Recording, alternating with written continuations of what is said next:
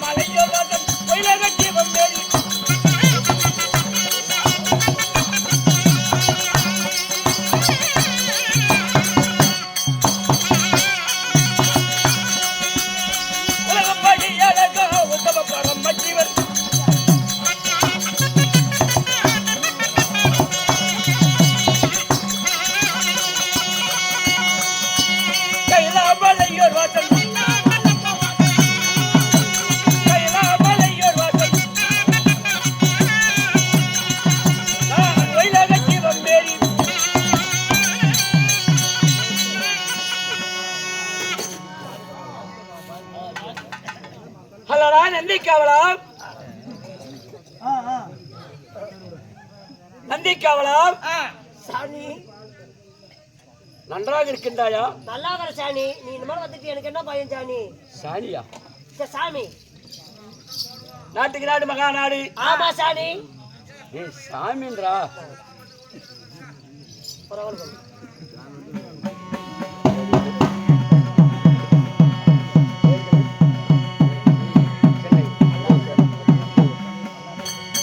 ஆனால் உள்ளூர்ல வாசம் செய்யக்கூடிய சின்னையன் அவருடைய சொத்திலே இருந்து அங்குதேசாதிபதி கர்ணமகாராஜன் போல வாரி வாரி வாரி வாரி விளங்குறான். அவர்கள் அண்ணன் தம்பி அக்கா தங்கி பெத்தி பிறப்ப செய்யும் தொழில் என்ன பொட்டி பொட்டியா பணம் வச்சிருந்தா கூட அந்த பணம் வந்து பேர் சொல்லாது. இந்த ராஜ புண்ணியமான சபையில ஒரு காணி கொடுத்தா மறுகாணி மழை போல வளருமா. கோழிக்கால செலங்கு கட்டினால் அது குப்பையை தான் கலரும். ஓட்டை சுத்தி குப்பை தான் கலரும். ஆமா. கிரடங்கால செலங்கு கட்டினால் உலக 56 தேசத்துக்கும் ஒளி வீச போயிட்டு வரும். அதனால சின்னையனுடைய குடும்பமாகப்பட்டது காத்து கருப்பு பேய் பினாசி பில்லி சூடி ஏதொன்றும் அண்டாமல் படைக்கு எலுமிச்சாங்கனிக்கு எதிர்கனி இல்லாமல் எவ்வளவு ஒய்யாரமாக வளரதோ அது போல ஒரு குடியாகப்பட்டது நம்ம குழுவின் சார்பாகவும் சுகமாக வாழ வேண்டும் என்று சொல்லி ஆண்டவனே பிரார்த்திக்கிறோம். ஆனால் நாட்டுக்கு நாடு மகாநாடு அருமையும் பெருமையும் சிறந்த அழகத்திற்கு பொன்னாடு. பொன்னாடு பொன்னாடுன்னா சூப்பரான நாடு. நம்ம நாட்டில எல்லாம் காய் வகை கிடையாது. ஆமா. இந்த நாட்டுல சீத்தா கனிகளும் மாதளாங்கனிகளும் கொய்யா கனிகளும் பிளா கனிகளும் அனைத்த காய்கனிகளும் வளரக்கூடிய பூமி இது. பாண்டவர்கள் ஒரு வருடம் அஜ்ஞாதவாசம் போய் இருந்தாங்களாம். 12 முடிந்து ஒரு வருடம் அஜ்ஞாதவாசம் போய் காலம் கழிச்சாங்களாம். அந்த காலம் கழிக்கும் போது அந்த நாட்டுல அடி எடுத்து வச்ச உடனே காய்க்காத மரமெல்லாம் காய்ச்சுதான், பூக்காத மரமெல்லாம் பூத்துதான், தேயாத பெருமழையெல்லாம் பேச்சு செழிப்பாக இருந்துதான், பட்டு போன மரமெல்லாம் தளைஞ்சு சுகமாக வாழ்ந்துதான். அது போல இந்த நாட்டில் இருக்கக்கூடிய ஊர் பொதுமக்களும் பெற்ற தாய் வீட்டில் இருந்தாலும் உற்ற தாய்மார்கள் அனைத்து பேர்களும் சபையில் அமர்ந்திருக்கிறார்கள்.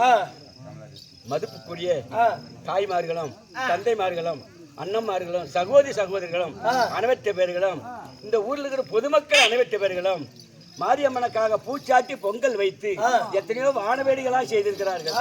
எத்தனையோ வானவேடிகளாம் செய்து நமது மாரியம்மனுக்காக முன்பதாக ஒரு நைட்டு நாம தெருக்கூத்து நடத்த வேண்டும் அப்படின்னு சொல்லி ஆனால் பொதுமக்களுடைய மனசிலே ஒரு ஆசை. அதனால அந்த ஆசையை நிறைவேற்ற வேண்டும் சொல்லி நமக்கு இன்னைக்கு 40,000 ரூபாய் சம்பளத்தை கொடுத்து நமக்கு ஓரிரவு அரங்கேற்றம் செய்திருக்கிறார். 40,000 ரூபாய் சம்பளத்தை கொடுத்து நமக்கு ஓரிரவு அரங்கேற்றம் செய்திருக்கிறார். நம்ம நடத்தக்கூடிய நாடகம் என்ன நாடகம் சொன்னால் தெரியுங்க. சிவபுராணம்.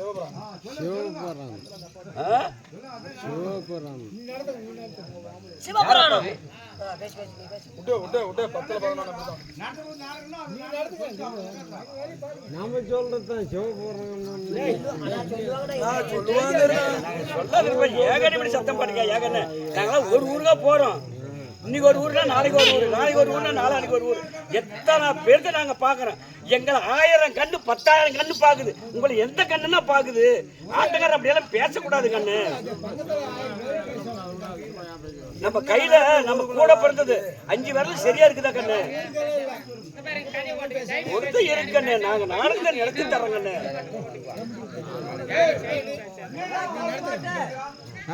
எல்லாம் அவசரப்படக்கூடாது. ஆனால்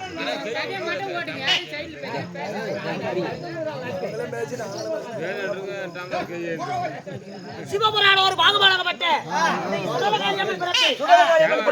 நீ யாரு? பேர் என்ன? 4 மணிக்கு முடிச்சு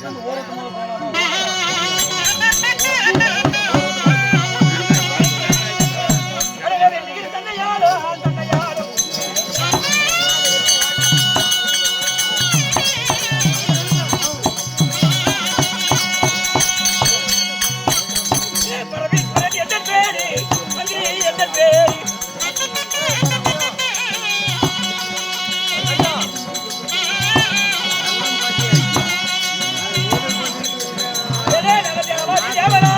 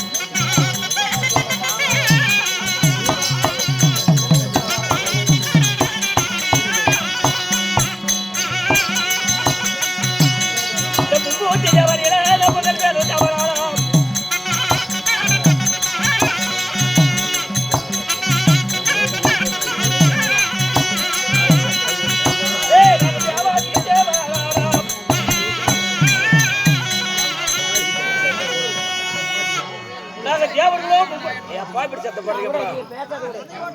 ஓட்டு கடவுளே, நீங்க யாருக்கு உங்களோட பேர் என்ன? தேவர்களோ நாங்க மும்மூர்த்தி தேவர்கள். மும்மூர்த்தி தேவர் சொல்றீங்க. ஆமா, யாராரு? படைத்தல் காத்தல் அழித்தல் என்று சொல்லக்கூடிய மும்மூர்த்தி தேவர்கள். மும்மூர்த்தி தேவர்களே ஒருவராக விளங்கக்கூடிய நான் முக்கன் படுத்த பரமேஸ்வரன். ஓ, நீ முக்கன் படுத்த பரம கடவுள். ஆமா, பரமேஸ்வரன் சொல்லலாம், கைலேச மாசன் என்று சொல்லலாம், வெள்ளிகிரி வாசன் என்று சொல்லலாம், திருநீலகண்டன் என்று சொல்லலாம், லிங்கேஸ்வரன் என்று சொல்லலாம், மாதேஸ்வரன் என்று சொல்லலாம். இப்படி எனக்கு பல பேர்கள் உண்டு. அட எத்தனையோ பெயர்கள். ஆமா, அட கூப்பிடுறது ஆதிசிவன் ஈஸ்வரன், அட பரம கடவுள். பரம கடவுள். இரும்பு கடையான முதல் 84 லட்சம் சிவபேதங்களுக்கும் படி அளக்கக்கூடிய பரமேஸ்வரனாக இருந்தாலும் எசாமி, எரும கடை 85 ஜீவனுக்கும் படியறக்கூடிய பரம கடவுள் சொல்றீங்க. நாட்டு மக்கள் எல்லாம் பசி பட்டியோட கிடக்குறாங்க. உண்மைதான். நீ வெள்ளிங்கிரி மலையில இருக்கிறீங்க. ஆமா, வெள்ளிங்கிரி மலையில இருந்து எப்படி படி அளத்துக்கு? எங்க படி எங்க சாக்கு? நான் வெள்ளிகிரி மலையில குடிக்கொண்டு இருப்பேன். வெள்ளிகிரி மலையில குடிக்கொண்டிருந்தாலும் நான் ஊர் மக்களுக்கு, உலக மக்களுக்கு, பறக்கக்கூடிய பறவைகளுக்கும், நடப்பனை, ஊரும்பனை, 4 விதமான மக்களுக்கு நான் எப்படி படியளப்பேன் என்றால், நான் வெள்ளிகிரி மலையில குடிக்கொண்டிருக்கும் போது எனக்கு யானை கண் உண்டு. ஆமா, அந்த யானை கண்ணால பார்த்தா அனைத்து தேவர்களுக்கும் பார்த்து என்னுடைய வலது கையை நீட்டினால் உலக 56 தேசத்துக்கும் படியளந்து வரும். அரிசி சாப்பிட கொண்டு போக மாட்டீங்க. இல்லை, நான கண்ணால பார்த்து ஆமா யாராருக்கு குறை நிறை. ஆமா, அப்படி என்று படியள அனைவருக்கு பரம கடவுள், அனைவருக்கு ஜீவ ஜந்துகளுக்கும் படி அளக்கக்கூடிய பரமேஸ்வரன். அப்படி நான் பரமேஸ்வரனாக இருந்தாலும் நான் பிறக்கும் போது உலகமே கிடையாது. உலகமே கிடையாது. ஆமா, நான் இப்பேற்பட்ட பரமேஸ்வரன் படியளக்க பரமன். நான் பிறக்கும் போது உலகமே கிடையாது, ஆகாயமும் கிடையாது, பூமியும் கிடையாது, சந்திரன் சூரியன் கிடையாது, செடி கொடி மரம் மட்டும் ஏது ஒன்றுமே கிடையாது. ஆமா, அப்படி இருக்கும்போது ஆதி பகவானுடைய கிரிவினால சக்தி பிறந்தாள். சக்தி பிறந்த உடனே சக்தியோட யாகத்தை செய்தார். சக்தி யாகத்திலே நான் ஜனனமானவன். சக்தி யாகத்தில் ஜனனமான சொல்றீங்க. ஆமா, நீ ஒன்னால பட்டு கையில இருக்கிற யாரை கூட கையிலாச்சு பாரு. உங்களின் எடுத்த தாய் தந்தை யார் எப்படி பிறந்தீங்க? அப்படி நான் எப்படி பிறந்தேன் என்றால் ஆதி பகவானுடைய கிரிவினால ஆதி மகாமுனிவர் யாகத்தை செய்தார்.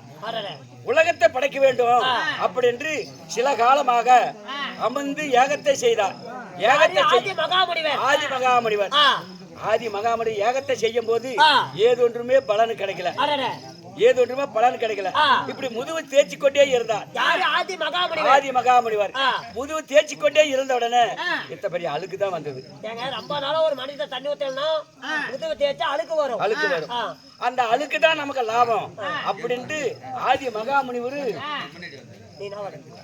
மகாமுனிவர் எடுத்து உருண்டையாக செய்து உள்ளாங்கையில தட்டி தூக்கி எறிந்தார். ஆமா, அது கோழி மட்டும் ஓடுமாக உருண்டு கொண்டு போனது. ஆமா, உருண்டை இடமெல்லாம் சமபூமி, உருளாத இடமெல்லாம் இந்த மாதிரி கல்லு, கரடு, முடவு, மலை, பருவம் இப்படி எல்லாம் நினைச்சது. அந்த கோழி மட்டும் வடு உண்டுகிட்டு போன உடனே அதுல இருந்து ஒரு பெண் பிறந்தான். அந்த பெண்ணு பிறந்த உடனே அந்த கோழி மட்டும் 2ஆக உடைஞ்ச உடனே பூமி உருப்பிந்தியாச்சு, ஆகாயம் உருப்பிந்தியாச்சு, 3 பகுதி கடல் ஆச்சு. நமக்கு 1/4 பகுதி தான் கடல் இல்லாத வர பூமி. ஆமா, அப்படி நாம இருந்தாலும் பேசுங்க நீங்க அதெல்லாம்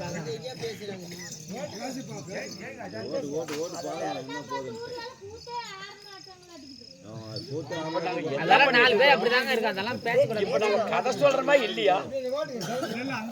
தோரமா பேசுறாங்க, அதை விட்டுருங்க. தோரமா பேசி தரம் கேட்க கூடாது. அதுல அதனால அந்த கோழி மட்டும் 2ஆக வெடித்த உடனே அந்த கோழி மட்டும் சத்தின்னு சொல்லக்கூடிய ஒரு பெண் பிறந்தா. அந்த பெண் எப்படி பிறந்தா? முகத்துல 2 கண்ணு, நெத்தி கண்ணு, 3 கண்ணோட பிறந்தா. மக்களா பிறந்தா 2 கண்ணு இருக்கும். ஆமா, 3 கண்ணு கேள்விப்பட்டிருக்கியா? கிடையாது. அப்ப அந்த சத்தின்னு சொல்லக்கூடிய பெண்ணுக்கு 3 கண்ணோட பிறந்தா. 3 கண்ணோட பிறந்த உடனே திரும்பி பார்த்தா ஆதி மகாமுனிவர் அந்த இடத்திலேயே இருந்தார். அந்த இடத்திலேயே மாயமா மறைஞ்சார். அப்போ சுவாமி என்ன புறக்க வச்சுட்டு அந்த மார்க்கமாக போயிட்டீங்களேன்னு சொல்லி சக்தி கேட்டா. சக்தி கேட்ட உடனே அந்த ஆதி மகாமுனிவர் என்ன சொன்னார்?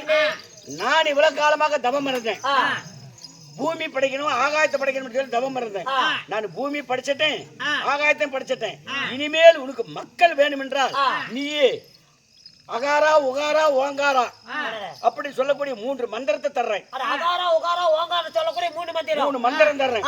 இந்த மந்திரத்திலே நீ உறுப்பிந்து செய்யும் மக்களை அப்படின்னு சத்தியத்தில் சொல்லிவிட்டு சரி மாயமா மறைஞ்சார். அப்ப சத்தின்னு சொல்லக்கூடிய பெண்ணு நாம உலகத்தை படிக்க நாம தன்னந்தன்மையாக ஒரே பெண்ணாக இருக்கிறோம்.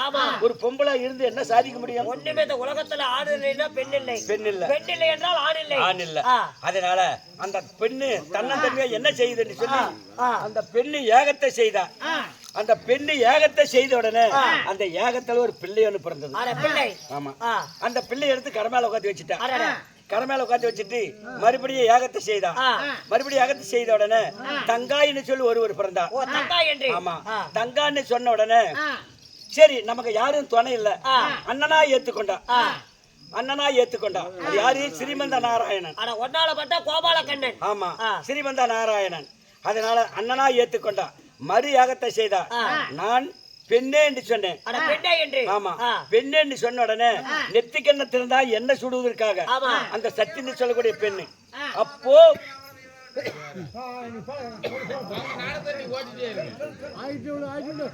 பேசுங்க, அதெல்லாம் பேசக்கூடாது, காதல் கேட்காதுங்க. பக்கத்துல பேசினா மட்டும் பேசுங்க, மீதி எல்லாம் தூரத்துல பேசிட்டு விட்டுருங்க.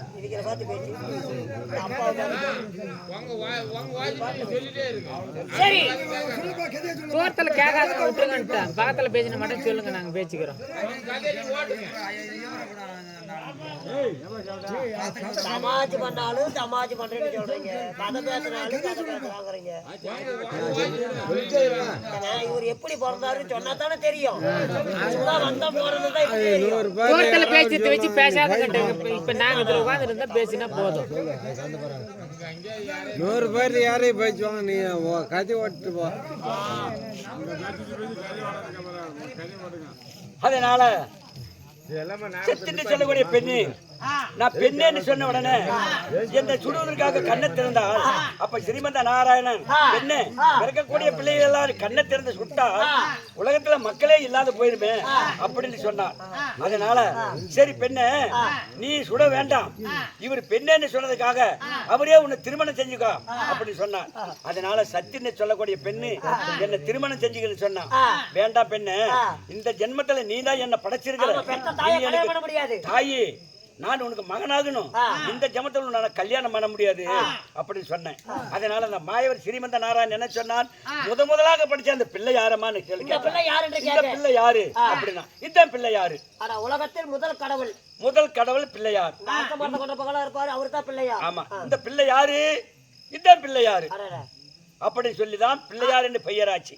அதனால சரி நான் திருமணம் செய்கிறேன், நீ முடியாது, உன்னை நான் திருமணம் செய்வதாக இருந்தால் அடுத்த ஜென்மத்துல பர்வதராஜனிடத்துல சென்று நீ மகளாக பிறப்ப. மகளாக பிறந்து இந்த பரமசிவனியே மாலை இடுவேன்னு சொன்னேன். அதனால 2வது பிறப்புல பர்வதராஜத்துல மகளாக பிறந்தா. மகளாக பிறந்து இந்த பரமேஸ்வரன் மாலையிட்டு மனம் முடித்து உமா பார்வதினு சொல்லி பெயர் வைத்தேன். அதுக்கு முன்ன உமா பார்வதினு பேரு கிடையாது. நான் பரமேஸ்வரன் மாலையிட்ட பிறகுதான் உமா பார்வதினு பேரு. மாலையிட்டு மனம் முடித்து வெள்ளிங்கிரி மலையிலே குடிக்கொண்டிருக்கிறோம். வெள்ளிங்கிரி மலையிலே குடிக்கொண்டு இருந்த உடனே தேவர்கள் எல்லாம் ஒன்றாக சேர்ந்தார்கள். தேவர்கள் எல்லாம் ஒன்றாக சேர்ந்து இந்த சக்திக்கும் சிவனுக்கு ஒரு பந்தி வச்சாங்க. எப்படி? இந்த சக்தி பெருசா அல்லது இந்த சிவன் பெருசா அப்படி என்று ஒரு பந்தி வச்சாங்க. பந்தி வச்ச உடனே நாங்களும் நடின நாட்டியும் புரிந்தோம். யாரு? பரமேஸ்வரனும் சத்தின்னு சொல்லக்கூடிய பெண்ணு நடின நாட்டு தில்லையிலே நடினம் ஆடினோம். ஆமா, தில்லையிலே நடினம் ஆடும் போது ஓயாதபடி சக்தி நம்ம கணவரை செவிக்கிறது கூட கூடாது அப்படின்னு சொல்லி அவ வீரமா ஆடுறான். நானு இந்த சத்திய செவிக்கிறது கூடாது, நாம தான் செவிக்கணும் அப்படின்னு சொல்லி இருவரும் போட்டி போட்டு தில்லையிலே நாங்க நடினம் ஆடணும். பரமேஸ்வரனும் உமா பார்வதியும் நடினம் ஆடிக்கொண்டு இருக்கும் போது காதில் இந்த கமலாகப்படுது, இந்த சத்தியோட கமலாகப்படுது தரையிலே கல்டு விழுந்து போச்சு. ஆமா, குமிஞ்சி எடுத்தா நம்ம தோத்து போயிருமே, குமிஞ்சி எடுத்தா தோத்து போயிருமே சொல்லி பெருவரலால் எடுத்து காதுல மாட்டுறான். ஆமா, பெருவரலால் எடுத்து காதுல மாட்டும் போது இந்த மாறாப்பு போட்டிருந்தத இந்த ஜாக்கெட் கிழிஞ்சு விட்டது. என்ன? ஜாக்கெட் கிழிஞ்சு போச்சு. காலுடைய கமல் பட்ட உடனே ஜாக்கெட் போட்டிருந்தால அந்த ஜாக்கெட் கிழிஞ்சு விட்டது.